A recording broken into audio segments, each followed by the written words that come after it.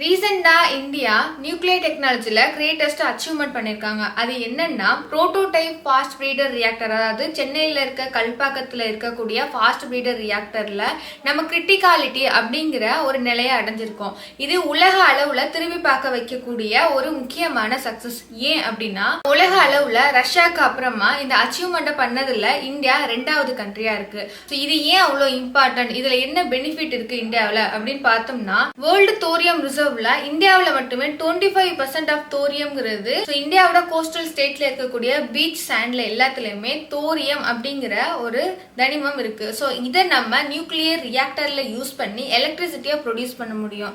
So நம்ம கிட்ட இது அபண்டண்டா இருக்கனால நமக்கு தேவையான எலக்ட்ரிசிட்டியை அதிகமாக நம்மளால ப்ரொடியூஸ் பண்ண முடியும். பட் ஆக்சுவலா ட்ரெடிஷனல் நியூக்ளியர் டெக்னாலஜில யுரேனியம் யூஸ் பண்ணி தான் எலக்ட்ரிசிட்டியை ப்ரொடியூஸ் பண்ணுவாங்க. நம்ம கிட்ட யுரேனியம்ங்கிற ரிசோர்ஸ் ரொம்ப கம்மியா இருக்கு, பட் தோரியம் அதிகமா இருக்கு. ஸோ இப்போ நம்ம செகண்ட் ஸ்டேஜ், அதாவது புரோட்டோடைப் ஃபாஸ்ட் பிரீடர் ரியாக்டர்ல நம்ம சக்சஸ் அச்சீவ் பண்ணதுனால தோரியமா யூஸ் பண்ணி நமக்கு எலக்ட்ரிசிட்டி ப்ரொடியூஸ் பண்ணக்கூடிய டெக்னாலஜி நம்ம கையில இருக்கு.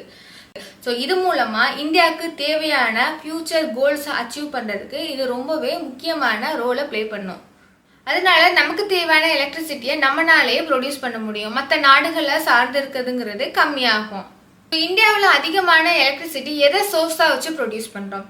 இந்த கேள்விக்கான பதில கமெண்ட் பண்ணுங்க. தேங்க்ஸ் ஃபார் வாட்சிங். Save it for later revision.